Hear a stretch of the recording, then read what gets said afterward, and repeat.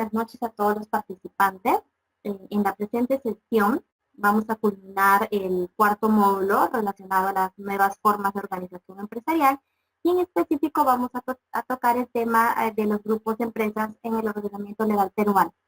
Y señalo en principio, como preámbulo, que el análisis se va a realizar en base a lo desarrollado por el aporte jurisdiccional y también lo regulado por las diversas ramas del derecho, no específicamente en el ámbito laboral, más sin embargo el análisis se va a desarrollar en ese ámbito. Y ello lo señalo en la medida que, como vamos a señalar posteriormente, el ordenamiento laboral no regula los grupos de empresas, pero el ámbito constitucional, civil, administrativo, entre otros, y da determinados indicios para presumir la existencia de un grupo de empresas en caso exista en la realidad. En consecuencia, a modo de introducción al presente tema a desarrollarse, resulta pertinente señalar pues que en la medida que el derecho se caracteriza por ser dinámico y variante conforme van pasando los años, y con la aparición de determinados fenómenos laborales empresariales o fenómenos empresariales que también se determinan o son relevantes en la esfera laboral, con el pasar de los años, los mismos, aquellos fenómenos que involucraban o de pronto en las que se subsumían aquellas relaciones laborales entre trabajador y empleador, tuvo mayor importancia en el sector, si bien económico, de nuestra sociedad, de nuestra realidad, pero también en la esfera laboral. Entonces, y ello se debe a la participación de la fuerza de capital de trabajo que involucraba o ejercía un trabajador, o ejerce en la actualidad un trabajador dentro de estas empresas que integradas las mismas constituyen el denominado grupo de empresas. Es por ello la relevancia o la importancia para el derecho del trabajo de pronto regular este tipo de actividades empresariales laborales de ambas naturalezas o económicas laborales, en la medida de que el trabajador que labora en las mismas, prestando sus servicios, ejerciendo su fuerza de trabajo, no podría verse desamparado en cuanto o en relación a sus creencias laborales por el poder que tienen estas empresas, estas grandes empresas dentro del mercado. Vamos a conocer también, vamos a desarrollar y analizar quién es el empleador en este nuevo fenómeno económico laboral, a efectos de que en un sucesivo o en un supuesto se pueda demandar las acreencias laborales de un trabajador que labora dentro de las empresas que constituyen el grupo, o dentro de una de las empresas, o dentro de todas las empresas que incluyen el grupo.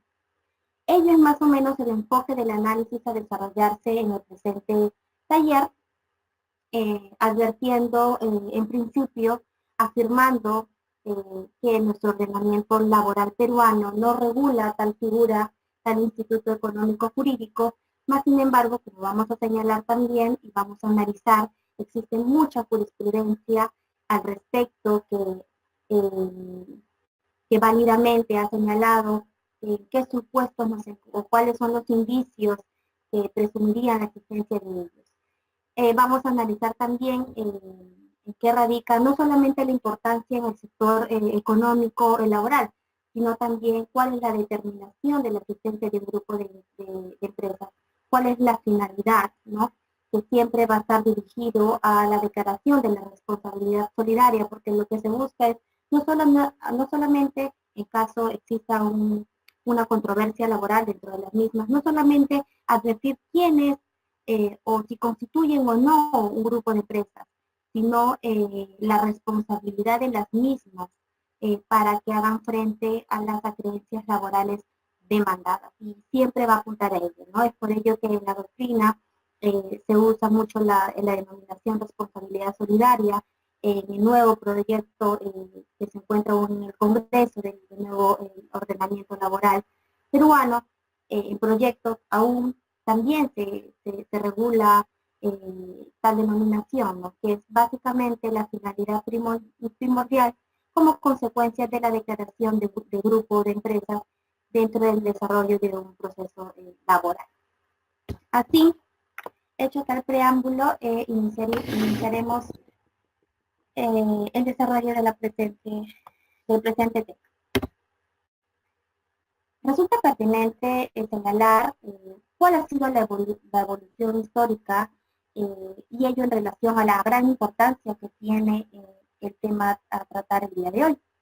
Así, tenemos que en forma más incipiente, digamos, en los orígenes, pues el trueque representó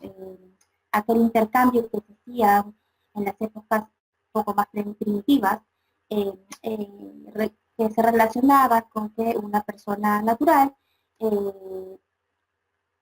otorgue a otra persona natural determinado producto y la misma envíe, otorgue determinado producto también. Y este cambio recíproco, pues, se denominaba trueque. Y era en las épocas incipientes la forma, el instrumento utilizado para intercambiarse productos y solventar, digamos, las necesidades básicas eh, que existía dentro de las poblaciones, ¿no? Satisfacer estas necesidades. Así, en el diccionario de la Enciclopedia del Derecho Usal tomo 8 de Guillermo Cabanella, el trueque, a juicio del mismo, significa, pues, el trueque significa el cambio, la permuta, el contrato por el cual las partes se obligan a darse y recibir recíprocamente una cosa por otra. Integra la forma primitiva del comercio, como ya lo había señalado. Entonces, tenemos como primer punto de partida para la evolución histórica de estas grandes industrias, grandes empresas que existen en la actualidad, pues el denominado trueque. Superaba este tipo de instrumento, mecanismo recíproco de intercambio de productos y con la intención de las máquinas, como consecuencia también del avance científico, con la aparición de las máquinas, se interpreta de un enfoque distinto, pues, la fuerza de trabajo que el hombre venía realizando previamente a la aparición de estas máquinas, puesto que con la aparición de las mismas, el esfuerzo físico se iba a ver de pronto exteriorizado en menores escalas, ¿no? Y contrario a ello, ya no pasaba a ser de pronto la actividad principal que realizaba el hombre, sino era reemplazada por la máquina, pero él mismo tenía se tenía la necesidad de que él mismo la dirija, pero la fuerza de trabajo que éste iba a realizar o ejercer iba a hacer en tareas razonables, no pues demandaba el mismo esfuerzo físico que ejecutaba hasta antes de la aparición de estas máquinas. Y en ese enfoque o en ese momento nos encontramos con el modelo taylorista, que ya posteriormente vamos a señalar como un modelo, pues, digamos, como que los inicios de aquellas empresas, ¿no? Como autónomas, no constituidas y organizadas en un grupo, sino empresas autónomas, en donde no solamente existía el hombre como pieza fundamental de la empresa, sino también las máquinas que tenían un factor relevante en el desarrollo de la producción. Superada esa etapa, y en cuanto al suceso importante de la revolución industrial, el ingenio humano pues alcanza sus máximos topes, ¿no? Se generan, se inventan determinadas, no solamente herramientas, no solamente máquinas como ya se habían realizado o creado anteriormente, sino también ya se perfecciona ese pensar de que no solamente el hombre es indispensable, sino también la máquina y copulativamente, pues, con la creación de una empresa, ¿no? Entonces, se analiza más allá de la creación de las máquinas y se arriban, pues, a nuevas técnicas de aplicación, de organización, de estructuración de aquella producción económica, porque ya tiene un enfoque no solamente incipiente, hombre-máquina, generar ingresos, sino también de una producción amplia, económica, en base a un esquema, a una organización. Este es el punto de partida para la aparición de nuevos institutos económicos, las denominadas grandes industrias, las grandes empresas, ¿no? Que se exigían, en donde se exigían no solamente la solvencia económica razonable, porque estamos hablando de una masa económica mucho más grande a una empresa en modelo taylorista o tradicional, en donde solamente podría existir un hombre y una máquina, pero era también calificado como empresa, sino también ya estamos hablando eh, de grandes empresas, ¿no? Como lo había señalado. Entonces, no solamente era necesario la solvencia económica acorde a la producción, sino además era necesaria la estructuración de una organización. Una organización que tenía, que debía ser adecuada en la medida de que dentro de la empresa no solamente existían máquinas, sino también existían relaciones humanas dentro y fuera de la empresa, ¿no? Ya de manera incipiente en esa época, se empiezan a organizar determinadas áreas, por ejemplo, el área de recursos humanos, que era el área pues encargado de cautelar o de pronto de regular aquellas situaciones de naturaleza o de índole laboral con los trabajadores en la empresa o el empleador o el encargado de estas grandes industrias, ¿no? O sea, de manera incipiente se le da en esta época gran relevancia no solamente al factor económico, sino también al factor humano y en cuanto a la organización y estructura entre las mismas para el mejor desarrollo de la producción en esa época. Luego, pasados los años, se perfecciona ese criterio de la solvencia económica que era necesaria, pero conjuntamente con aquella estructura en cuanto a las relaciones humanas, y aparecen las denominadas empresas en base al modelo fordista, ¿no? Que es básicamente que aquellas grandes industrias coordinan las actuaciones que realizan las mismas dentro de, integrándose entre sí, aquellas participando las mismas dentro de una producción única, ¿no? Coordinan las actuaciones, evalúan aquellas técnicas laborales y reconocen también aquellos riesgos. Entonces, evolucionando también el criterio que se había adoptado en la etapa anterior de la revolución industrial, ya en cuanto a la relación que existe con la fuerza, con el capital humano, no solamente en relación a los derechos que ellos podían adquirir económicos, sino también aquellos riesgos que involucraban el desarrollo propio de la actividad o área o ámbito en donde se desempeñaba, aquel riesgo que podría representar para el empleador, para el trabajador, y como consecuencia de la responsabilidad de los mismos en estos riesgos. Entonces, riesgos de diversas naturalezas, llámese económica, llámese financiera, llámese laboral, penal, entre otros, ¿no? Lo que constituye en este estadio un criterio fundamental en el desarrollo de la industria, ¿no?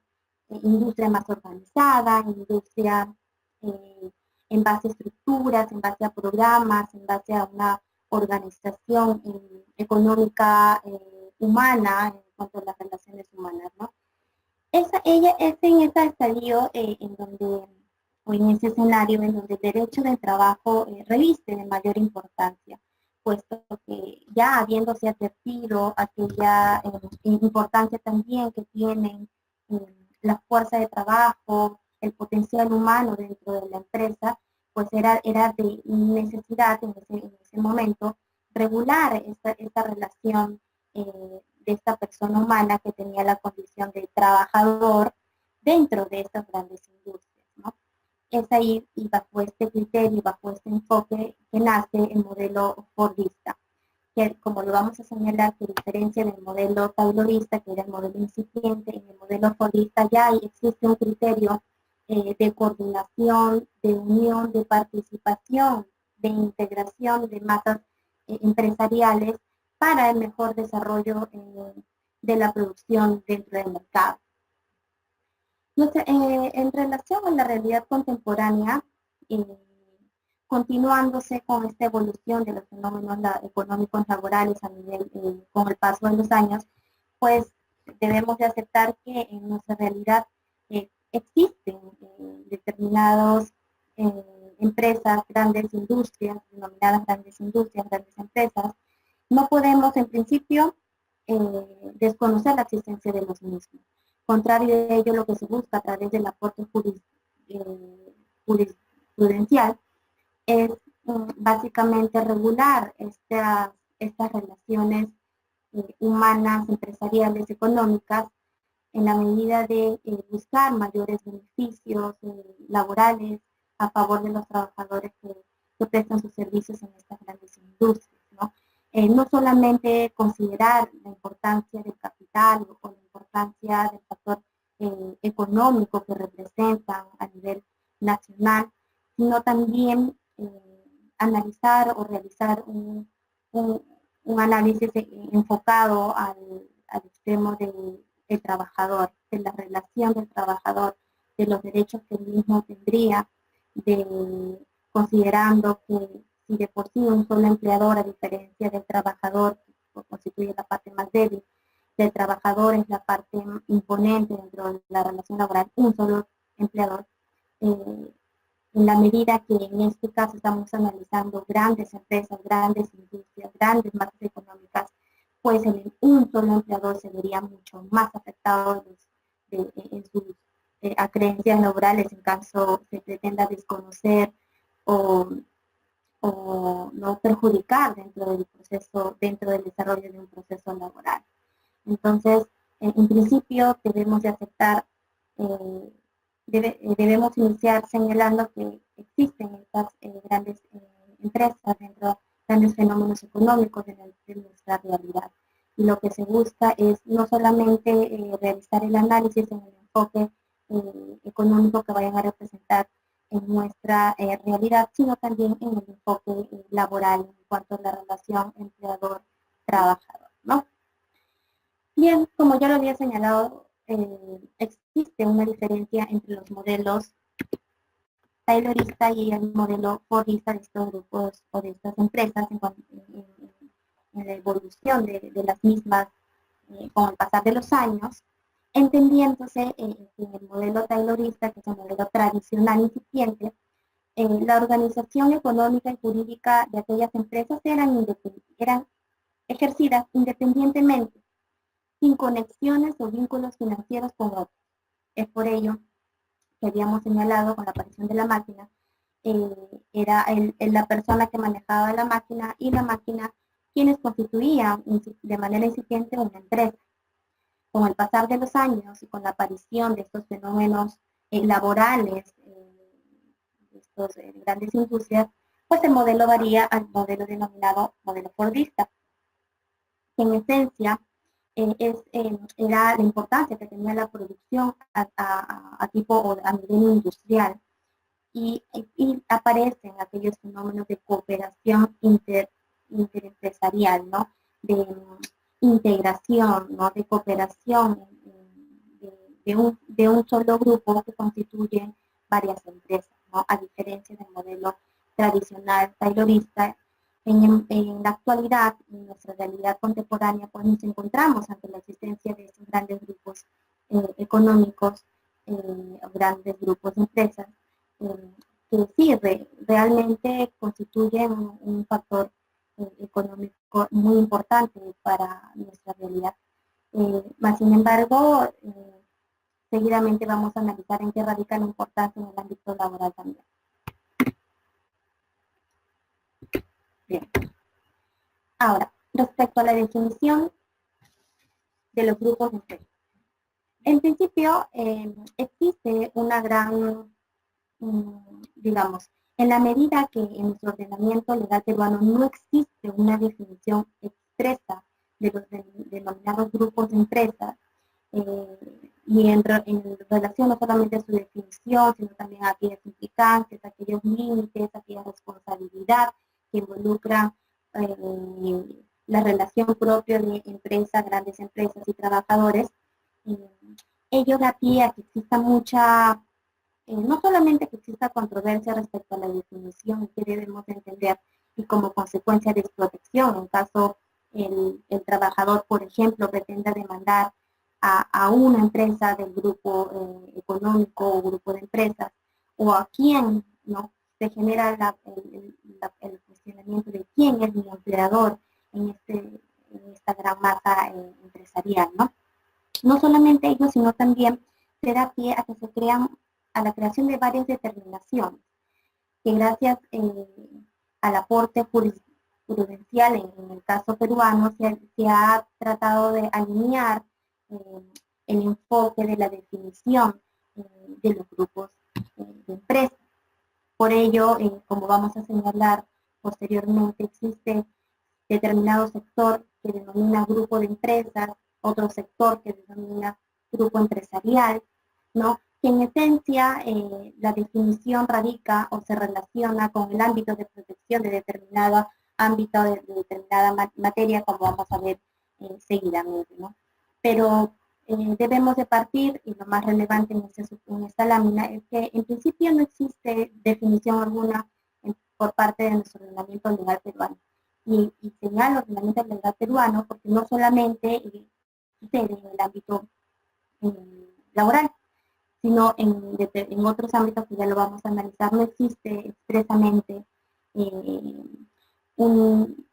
artículo que señale qué significa o cuál es la definición y sus implicancias del grupo de empresas, ¿no? Como vamos a ver, partimos de determinados criterios adoptados por la Corte Suprema, por el Tribunal Constitucional, por aquellas autoridades administrativas, ¿no? Pero no existe una norma expresa aquí, existen a nivel proyecto de ley en el ordenamiento laboral peruano, que es un proyecto de ley aún en Congreso, no aprobado hace bastantes años. Existe una redacción, existen dos artículos en específico que regulan el supuesto en el que nos estamos desarrollando en relación a los grupos de empresas. Pero como recién existe una definición y esta redacción data de hace más de 10 años que se encuentra en el Congreso, es una, como vamos a ver y analizar, es una definición bastante incipiente si consideramos el aporte jurisprudencial extranjero, ¿no? Y como vamos a analizar también el aporte por excelencia o que se encuentra más desarrollado es el aporte que hace el Tribunal Supremo Español, ¿no? Entonces, como primera conclusión, señalamos que no existe en el ordenamiento legal peruano un artículo relacionado a la definición de grupos. Habíamos señalado también que el gran sector de la doctrina ya se había pronunciado respecto a la definición del grupo de empresas,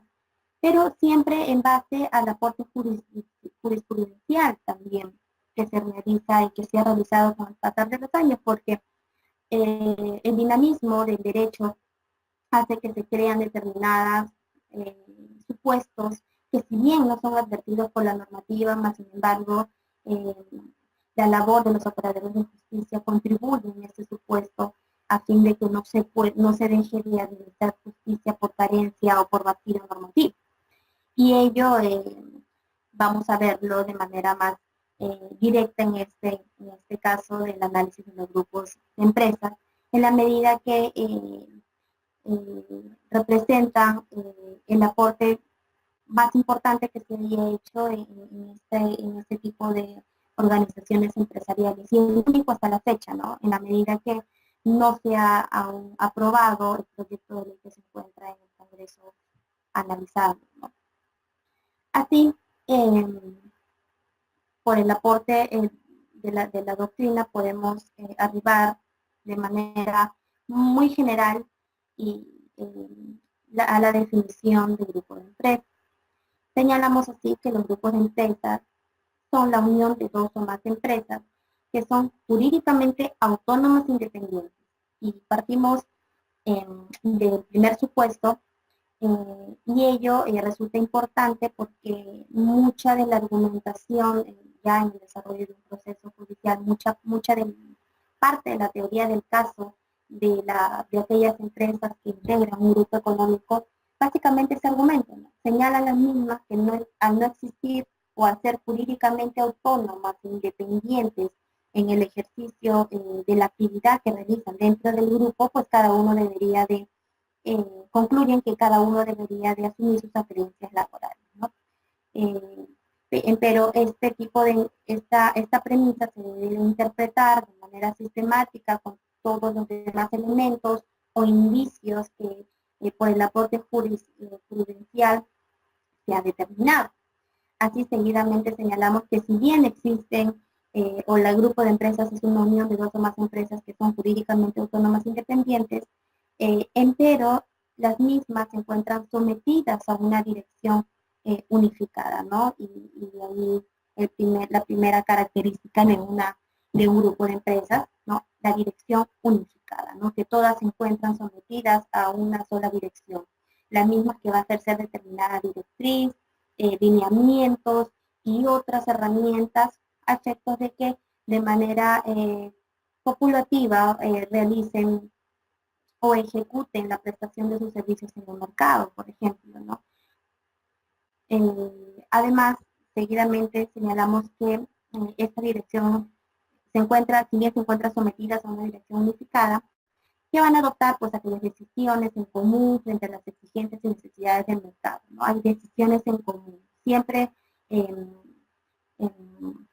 aquella decisión va a derivar de aquellos lineamientos que exige aquella dirección unificada, ¿no?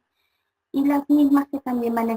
a ejecutar relaciones de intercambio de manera integrada y organizada. Nótese que las características del grupo de empresas se encuentran relacionadas a la actividad cooperativa o a la actividad íntegra, y de manera integrada todas las empresas que constituyen un grupo van a tener que actuar en el mercado, ¿no? Siempre en aras de que exista un solo lineamiento, de que existan determinadas directrices que tengan que cumplir y estén sometidas siempre a un solo criterio, ¿no? A una sola decisión, entre otros, ¿no? Y todas las características o elementos o supuestos de la denominación u otra denominación de esa misma naturaleza, siempre van a ser encaminados a ese punto, ¿no? A que las mismas de manera integrada, cooperativa, realizan las actividades o la prestación que vayan que realicen en el mercado, ¿no? Partimos de que, una vez más, de que nuestro ordenamiento legal peruano no regula los denominados grupos de empresas. Pero nos encontramos hasta en este escenario, ¿no? Si bien no existe normativa alguna, existe una problemática. Y la problemática está relacionada a que determinados cambios estructurales en nuestra realidad pues, contemporánea, con la aparición de estos fenómenos laborales económicos, va a generar determinados conflictos de naturaleza social, económica, laboral, penal, entre otros conflictos, en donde, ya enfocándonos en el ámbito laboral, nos encontramos ante un escenario en donde existen controversias, por un lado, la existencia del trabajador y por un lado, la existencia del empleador, en donde pues el trabajador en efecto lo que desea es seguir laborando, seguir ejerciendo su fuerza de trabajo a favor del empleador, perteneciendo en su puesto de trabajo, sin que exista cese o suspensión de este ejercicio normal o la prestación personal de su servicio, que se le cancelen las acreencias laborales, que se le reconozcan los beneficios pactados, entre otros. Y tenemos dentro de la esfera, a la otra parte, que es el empleador, que considerando o en ejercicio de la libertad de empresa, que es reconocido por la Constitución Política de Perú, lo que considera es seguir en el mercado, seguir posicionándose económicamente en el mercado, de pronto imponerse en el mercado en comparación a la competencia que ejerce su economía dentro de la actividad que, en específico que vayan a realizar, ¿no? Y ello siempre adoptando determinadas medidas, herramientas, instrumentos, ¿no? Que se ajusten a ello, ¿no? Que se ajusten a esta necesidad que se tiene de mantenerse en el mercado. No es un chip más económico que digamos, humano con el trabajador, ¿no? Entonces, todas las actividades que vayan a realizar siempre va a estar dirigido a generar más ingresos en el mercado, posicionarse en el mercado, este chip económico, ¿no? Obviamente, posicionarse en el mercado en base a los menores costos posibles. Es por ello que en la práctica se ven aquellas actuaciones fraudulentas por parte de los mismos que pretenden posicionarse en el mercado, pero desconociendo aquellos derechos de naturaleza laboral del capital humano que labora a su favor, ¿no? Ella es ahí donde existen este tipo de conflictos en esta esfera o en este escenario, ¿no? Que es de real importancia, exista una legislación o preocupación por parte del legislador a efectos de solucionar estas controversias, ¿no? Que derivan del interés contrario propio y originado por la propia condición que uno tiene, que es el trabajador y el otro empleador, ¿no? Puesto que los mismos tienen intereses laborales, pero intereses en esencia de distinta naturaleza, ¿no? Por parte del trabajador de seguir laborando, de seguir percibiendo sus remuneraciones, de seguir desarrollándose como persona humana, y por parte del empleador, pues siempre con un enfoque económico en el mercado, posicionarse en el mercado, ser potencia en la actividad o en el sector que se desempeña en el mercado, en base a los menores costos posibles, ¿no? Encontrándonos en ese escenario, una vez más señalamos que existen este tipo de controversias en la actualidad, pero el ordenamiento laboral peruano no define expresamente a los grupos de empresas, y ello porque considero que la legislación laboral pone mayor énfasis o mayor relevancia en el modelo tradicional, que es el modelo taylorista, ¿no? Que es el modelo en donde solo existe una persona, una máquina, una sola empresa autónoma, independiente, que no coopera, que no se integra con otras empresas y constituyen un solo grupo. Así también señalamos que si bien el ordenamiento laboral peruano no define expresamente cuál es la definición de los grupos de empresas, pero haciendo un análisis de las demás ramas del derecho, he podido advertir la existencia, de pronto de manera incipiente, más no por ello menos importante, porque señalan determinados indicios, determinados supuestos, determinados elementos que después ya por la jurisprudencia laboral se ha recepcionado y se ha analizado para que se emita la jurisprudencia laboral, ¿no? Así tenemos, por ejemplo, en el derecho constitucional, la Constitución Política de Perú va a regular en dos enfoques